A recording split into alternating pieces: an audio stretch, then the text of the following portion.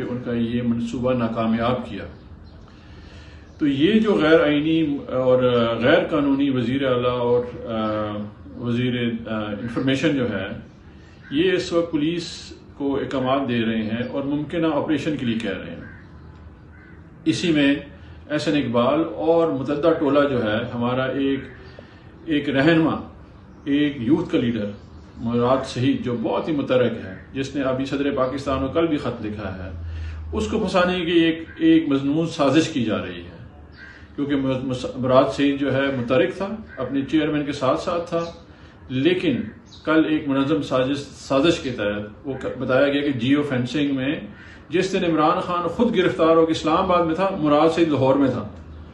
تو میرے پاکستانیوں، اس وقت ایک بہت ہی بھونڈا مذاق اس ملک سے کیا جا رہا ہے۔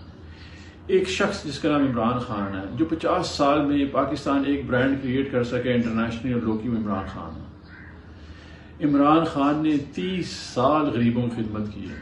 ہر سال وہ 10 ارب روپے اکٹھا کرتا ہے غریب کے علاج کے لیے، غریب کے تعلیم کے لیے۔ یہاں پہ 2 کینسر ہسپتال بنائے ہیں، تیسرا بن رہا ہے۔ ساری زندگی اس نے جو ہے وہ غریب کے لیے ڈیڈیکیٹ کر دی ہے، اور یہ بتانا چاہ رہے ہیں کہ وہ دہشت گرد ہے۔ دنیا میں کیا کوئی یقین کرے گا؟ جس کی پہچان دنیا میں، جب یہ لوگ جو یہاں پہ گلیوں میں پھرتے تھے، وہ سٹار تھا اس وقت، اور یہ بتانا چاہ رہے ہیں کہ وہ یا اس کی تنظیم کوئی